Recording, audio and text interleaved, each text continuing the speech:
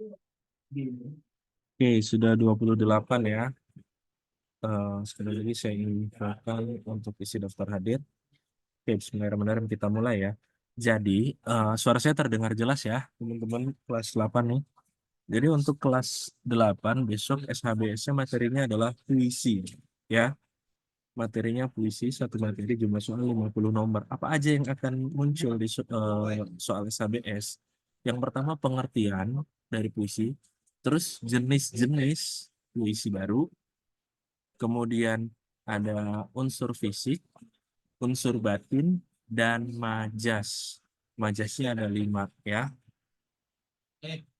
Majasnya ada 5. Oke, saya akan share screen.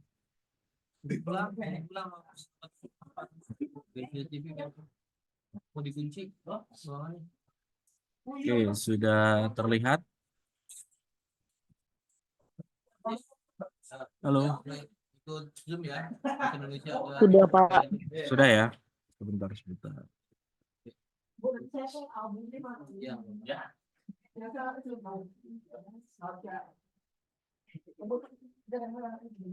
Saya akan besarkan. Oke, ini sudah saya slideshow. Kelihatan nggak slideshow-nya? Kelihatan, Pak, kelihatan. Oke, sip. Apa yang kalian ketahui tentang definisi puisi? Nah, apa yang membedakan puisi dengan teks lain? Dua pertanyaan di atas itu aja dulu, ya. Gini, sebelum masuk ke yang di sini, saya mau kasih tahu gini. Karya sastra itu kan ada dua, ada prosa sama puisi. Prosa itu karangan bebas, kayak cerpen, ulasan, cerpen, novel, novel yang dari kemarin kalian baca terus kalian bikin resensinya, itu masuknya prosa, ya. Sedangkan ini puisi, ya. Satu karya sastra yang berbeda dengan prosa. Cirinya di mana? Kalau prosa itu bebas, kalau puisi itu terikat, ya. Terikat dengan apa? Aturan-aturan, dengan ketentuan-ketentuan. Di sini lihat definisinya, puisi adalah karya sastra dengan bahasa yang dipadatkan bahasanya, dipersingkat, diberi irama dengan bunyi yang padu dan pemilihan kata-kata kias, imajinatis. Puisi merupakan salah satu bentuk karya sastra yang ditulis menggunakan kata-kata indah dan kaya makna atau lapis makna ya. Ini yang tadi saya bilang, puisi lama dan puisi baru. Puisi lama itu lahir dari tradisi lisan. Karena lahir dari tradisi lisan, kadang kita nggak tahu siapa sih penciptanya. Pantun yang begini, siapa yang nyiptain pantun itu? Atau siapa yang bikin Karmina ini? Nggak ada yang tahu. Ya, mendapat pengaruh dari Arab dan India yang pernah berdagang di wilayah Melayu. Kalau Arab, dia mempengaruhi bentuk syair. Kalau India, berarti dia mempengaruhi bentuk gurindam. Ya, ini yang saya bilang. Puisi lama terikat oleh jumlah suku kata, baris, dan rima. Pantun 8 sampai 12 suku kata. Ya, itu udah pasti puisi lama. Anonim, nggak ada pengarangnya. Karena tadi lahir dari tradisi lisan. Sedangkan puisi baru ini lahir pada masa pujangga baru. Secara fisik jumlah baris, suku kata, rima lebih bebas dari puisi lama. Dan temanya lebih universal. Jadi walaupun dia terikat, saya tadi katakan terikat, tapi nggak terikat-terikat banget, ya masih ada kebebasan di situ. Lihat di sini contohnya distikon, terzina, kuatren, queen, sektet, septima, dan oktav atau stanza. Satu lagi mungkin kalian kalau megang catatan tambahin soneta, ya. Eh, yang di sini nih yang dicontoh itu di bawah itu adalah pembagian puisi baru berdasarkan jumlah baris, ya. Ini kalau kalian sambil pegang catatan, puisi baru berdasarkan jumlah baris atau jenis puisi baru berdasarkan jumlah baris. Distikon berapa? Halo? 2, Pak. 2, benar. Distikon itu 2. Terzina 3. Kuatren 4. Queen 5. Sektet 6. Septima 7. Oktav atau stanza 8. Satu lagi tambahin kalian soneta. Soneta itu 14. Ya. Soneta itu 14. Itu untuk jenis puisi baru berdasarkan jumlah baris. Sekarang berdasarkan isinya, ya. Isinya ada balada, romance, elegi, himne, ode. Mungkin PowerPoint ini sudah kalian pernah dapatkan di kelas. Saya tidak akan membahas satu-satu. Intinya garis besarnya gini. Balada, kalian kalau bikin catatan notes, balada, kasih tanda panah, cerita. Balada itu isinya pokoknya cerita. Puisi yang di dalamnya menceritakan sebuah peristiwa, seperti misalnya peristiwa Marsina, atau peristiwa tentang 98, itu masuknya balada. Romance, kasih keterangan, romance itu berarti romansa atau ungkapan kasih sayang, ya. Kasih sayang ke orang tua, kasih sayang. Halo, itu siapa yang nggak di mute? Ya, kasih sayang ke seseorang erat kaitannya dengan percintaan, ya. Elegi kasih keterangan di situ. Elegi apa? Kesedihan atau kedukaan, ya. Kesedihan atau kedukaan. Bisa ditinggal orang yang kita sayangi, ditinggal pergi, ditinggal mungkin dia meninggal, atau mungkin sakit hati, patah hati, itu masuknya elegi. Himne apa? Himne orang yang berjasa, bisa buat pahlawan, bisa buat Tuhan, bisa buat pahlawan, ya. Puisi yang isinya ditujukan untuk pahlawan, untuk Tuhan, itu himne, ya. Ode, ode ini orang yang berjasa tapi bukan pahlawan, tapi yang kita anggap dia berjasa, bisa orang tua, bisa keluarga. Kalau isinya mengenai itu berarti dia masuk ke ode, ya. Ode to my family. Oke, saya akan lanjut ke PowerPoint berikutnya.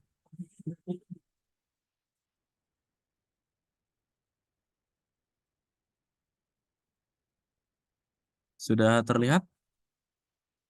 Sudah, Pak. Sebentar, saya slideshow. Jadi gini, unsur pembangun teks puisi. Kalau di cerpen, di dalamnya itu ada unsur intrinsik sama ekstrinsik, ya. Nah, ada intrinsik, ekstrinsik. Sedangkan kalau di puisi, unsur pembangunnya ini ada unsur fisik dan unsur batin. Maksudnya apa sih, Pak, unsur-unsur ini?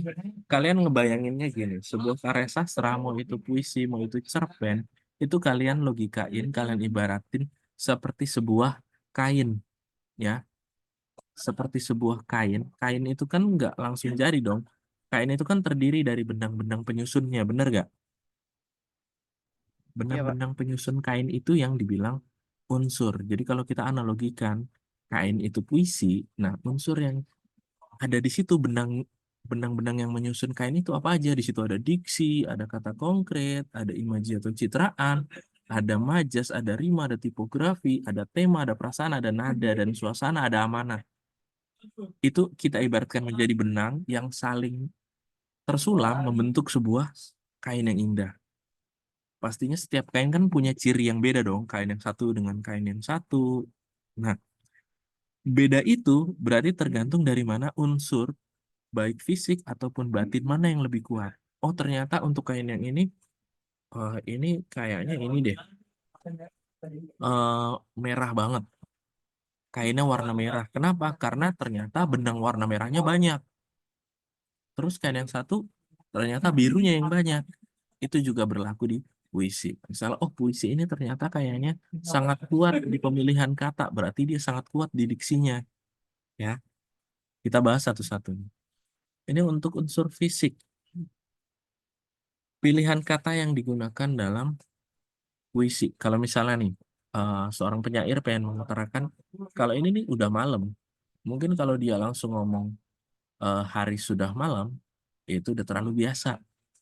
Karena tadi di definisi yang di awal kan dibilang puisi itu adalah kata-kata yang indah. Akhirnya dia memilih menggunakan kata-kata lain yang lebih indah, tapi maknanya sama. Matahari telah kembali ke peraduannya. Ya. Atau rembulan sudah mulai muncul, sudah mulai berhias segala macam. Yang kedua, kata konkret. Kata yang ditangkap dengan indera yang memungkinkan munculnya imaji. Ini katanya, bukan indranya. Ya. Jadi kalau misalnya katanya salju, itu kan melambangkan makna kebekuan, dingin, dan lain-lain. Salju itu kira-kira akan membangkitkan munculnya imaji gak? Muncul imaji apa? Imaji perasa. Oh, dingin. Ya, jadi kata-kata yang membangkitkan, memungkinkan munculnya imaji kita. Ntar kan imaji ada banyak tuh, ada 5. Nah, kata-kata yang memancing itu masuk ke kata konkret. Ya. Nah, ini imajinya. Jadi kata konkret sama imaji itu berhubungan. Imaji merupakan kata atau susunan kata yang dapat membuat pembaca pendengar seolah-olah dapat mengindra sebagaimana yang dialami penulis atau penyair. Satu, ada visual. Visual kaitannya sama penglihatan. 2, ada auditori, pendengaran. 3, peraba ya. Taktil thermal ini peraba ya. Mungkin nanti di soal munculnya dengan bahasa yang berbeda, jangan bingung. Terus yang keempat ada imaji, penciuman dengan aroma, dengan wangi-wangian ya. Yang kelima, imaji pencecapan berkaitan dengan rasa di lidah. Terus selanjutnya majas, ini sebenarnya ada di bahasan PowerPoint lain, tapi saya mau langsung ingatkan, majas yang kita pelajari ada 5. Yang pertama apa? Metafora. Udah diajarin kan? Halo? Udah, Pak. Ya, metafora itu membandingkan sesuatu sama hal lain secara langsung, yang mungkin saja ada hal-hal yang dianggap sama. Contohnya misalnya gini, Raja Siang. Raja Siang itu matahari. Kenapa dia bisa masuk ke matahari? Ya mungkin karena munculnya sama-sama siang. Atau mungkin Dewi Malam, ya. Dewi Malam apa? Bulan, ya. Itu metafora. Yang kedua apa setelah metafora? Halo? Selain metafora apa? Hiperbola. Hiperbola, oke boleh. Hiperbola kenapa? Apa itu hiperbola? Melebih-lebihkan, Pak. Iya, berlebihan, lebay ya. Larinya secepat Iya. kilat. Oh, itu berarti berlebihan ya. Tangisannya membanjiri ruangan ini. Itu berlebihan. Itu hiperbola. Terus yang ketiga apa Berjuta-juta lagi? kali. Halo? Simile. Simile. Simile, ingat aja. Simile kata kuncinya itu bak, bagai, seperti, yang kayak gitu. Ya, dia membandingkan tapi dia pakai kata kunci itu. Ya, bagai ya. Hidupku bagai air di daun talas misalnya kayak gitu. Nah, bagainya itu ya kata kunci simile. Tadi berarti metafora, hiperbola, simile, terus apa lagi? 2 lagi. Kan 5 kan diajarinnya. Metonimia. Apa Raihana? Metonimia. Metonimia. Metonimia itu kata kuncinya apa? Merek ya. Brand. Merek, brand ya, benar, brand. Ayah pergi ke Medan dengan naik Garuda. Garuda merek ya, bukan Garuda dalam arti sesungguhnya burung misalnya, bukan. Atau dia pulang dijemput ayahnya naik Panther. Panther di situ mobil ya, bukan hewan. Ya, satu lagi terakhir apa? Majas? Apa? Personifikasi. Ya, jangan sampai lupa personifikasi. Apa personifikasi? Halo? Kata kuncinya person. Ya, person itu kan orang. Berarti personifikasi ya benda mati seolah-olah punya sifat seperti orang. Udah kata kuncinya itu. Ya. Pohon kelapa melambai-lambai, ombak berkejar-kejaran. Rima. Ini masih fisik. Rima itu permainan bunyi, bisa di awal, bisa di tengah, bisa di akhir dari sebuah baris atau supaya di kelas. larik puisi. Gak apa-apa ya.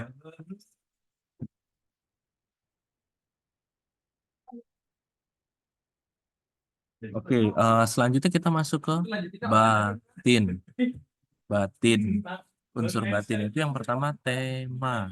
Ya, tema ini sebenarnya tema ada di semua karya yang kita ciptakan. Tema adalah ide yang mendasari sebuah karya. Temanya apa? Saya langsung kasih shortcut di sini gini maksudnya. Tema ini paling awal untuk unsur batin, tapi paling susah untuk kita menentukan. Jadi kalau kalian kesulitan menentukan tema, kalian deketin atau kalian cari dulu amanatnya. Amanatnya apa? Baru tarik ke tema. Ya. Oh ada puisi nih. Oh ternyata amanatnya kita sama teman harus saling tolong menolong. Berarti apa? Oh temanya ternyata persahabatan. Ya. Perasaan. Perasaan juga merupakan dari unsur batin sebuah puisi. Bisa berupa kerinduan, kegelisahan, pujian kepada Tuhan, ketakutan, atau macam-macam kekhawatiran. Nada dan suasana. Nada merupakan sikap penyair pada pembaca puisi. Apakah ia ingin bersikap menggurui, menasehati, mengejek, menyindir, atau hanya menceritakan sesuatu kepada pembaca? Jadi ketika kalian baca puisinya, kalian ngerasa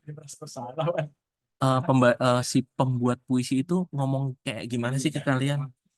Oh, ngasih tahu, nasehatin, atau ngejek, atau nyindir, atau hanya sekedar bercerita. Ya, itu untuk nada. Ya. Jadi nada yang kamu tangkap, gimana sih nada kira-kira si penyair ini ngomong ke kitanya sebagai pembaca? Suasana adalah keadaan jiwa pembaca, keadaan jiwa kita setelah kita baca puisi tersebut. Bisa sedih, bisa bahagia, ya. Terakhir amanat, ya.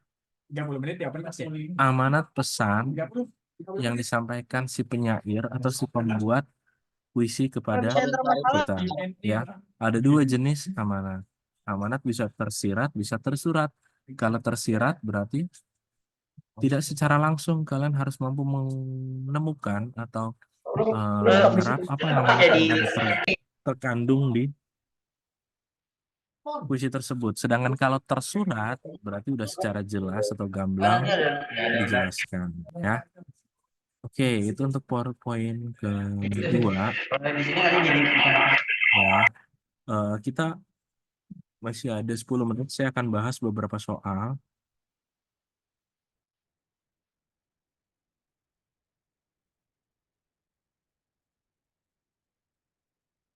Oke, terlihat soalnya?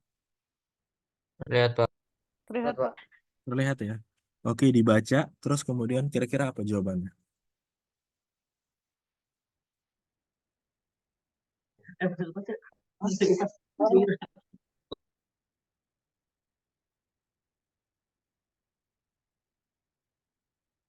Gimana?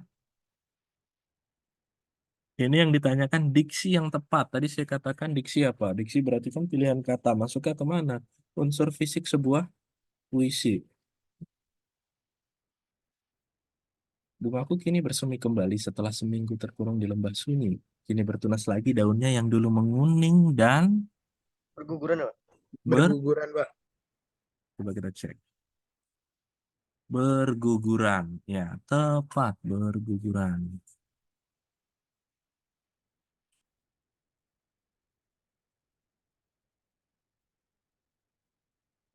Sebentar, ini saya mau tutup ini. Oke, selanjutnya terlihat nih. Ada puisi menyesal. Terlihat, Pak. Oke, langsung dijawab. Yang ditanya adalah persamaan bunyi. Rima, permainan bunyinya. Tadi dikatakan bisa di awal, di tengah, di akhir. Dan Hilang itu langsung fokus. Dibaca soalnya, kalian gak usah baca yang lain. Jadi, persamaan bunyi yang terdapat pada baris pertama puisi di atas. Langsung ke soal, langsung ke puisinya. Baris pertama aja. Gak usah peduliin baris yang lain. hilang melayang, Pak. Apa? Hilang melayang. Hilang, Melayang. melayang. Oke, tepat. Nih coba, yang ditanya citraan atau imaji. Imaji penciuman di puisi di atas ada di baris Nomor keberapa? 4. Apa? 4, Pak. D. 4. Kenapa 4? Karena bau, Pak. Ya, bau mesiu di udara, bau mayat, bau kotoran kuda. Ini yang tadi saya bilang, unsur puisi dibedakan menjadi dua, yaitu Batin dan fisik. Batin dan fisik, Pak. ya, Batin dan fisik. batin dan fisik. Oke, ini kelihatan. Nah, rasa yang dialami penulis dalam mengungkapkan puisi tersebut adalah dibaca dulu Bimbang. puisinya.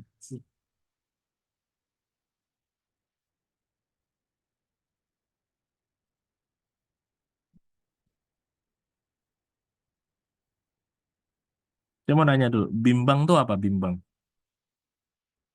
Gelisah, Pak. Em, Gelisah, bimbang tuh Ragu. ragu, ini, Khawatir. ragu. Bimbang tuh ragu, jadi jangan sampai salah ngerti. Nah, ini apa rasanya? Rasanya ya bimbang, ya.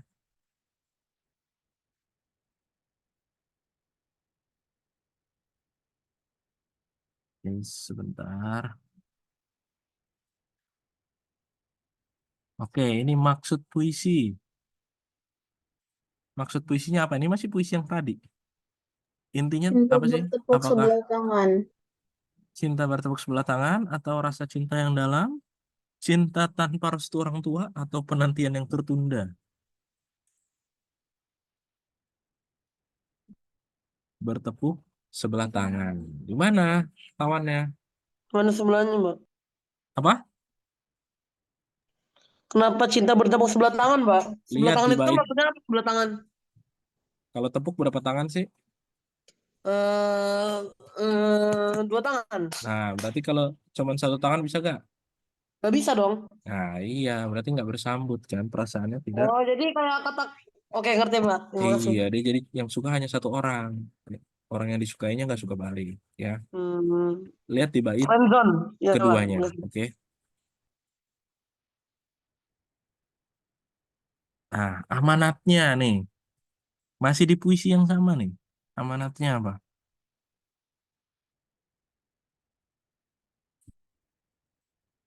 Pesannya apa sih? Tadi ya, amanat bisa tersirat, bisa tersurat. Jangan menunggu sesuatu yang tidak pasti. Ya, ngapain ditungguin kalau tidak pasti? Oke, lanjut. Ini ada unsur fisik puisi. Mana yang bukan fisik puisi? Berarti yang batin yang mana? Tema. Tema. Yakin? Tepat. Tema yang batin. Nah, majas nih. Majas apa nih? Puisi di atas mengandung majas. Ombak memecah di tepi pantai. Angin berhembus lemah lembut. Nyiur kelapa melambai-lambai di ruang Personifikasi. angkasa awan bergelut. Personifikasi bukan? Apa yo? C, Pak. Personifikasi. Personifikasi. Benar, personifikasi ya. Person, benda mati seolah-olah memiliki sifat seperti manusia. Emang awan bisa gelut? Ya. Oke, terakhir citraan. Ayo, citraan yang terdapat pada puisi di atas. Puisi di sini apa?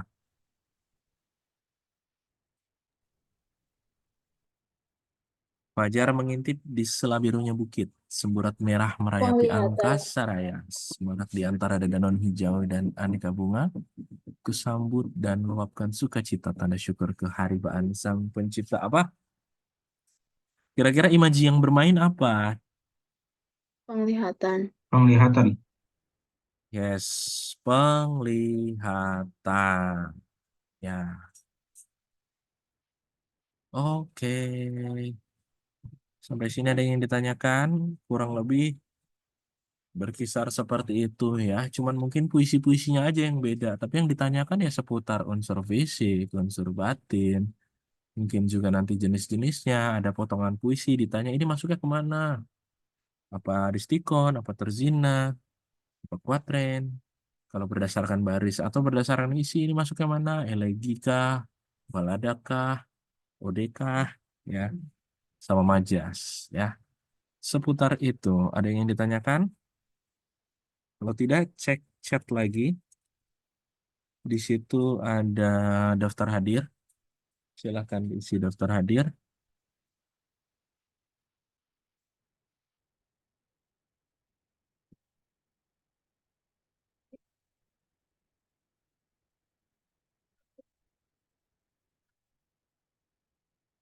Sambil nunggu Pak Firdaus ya.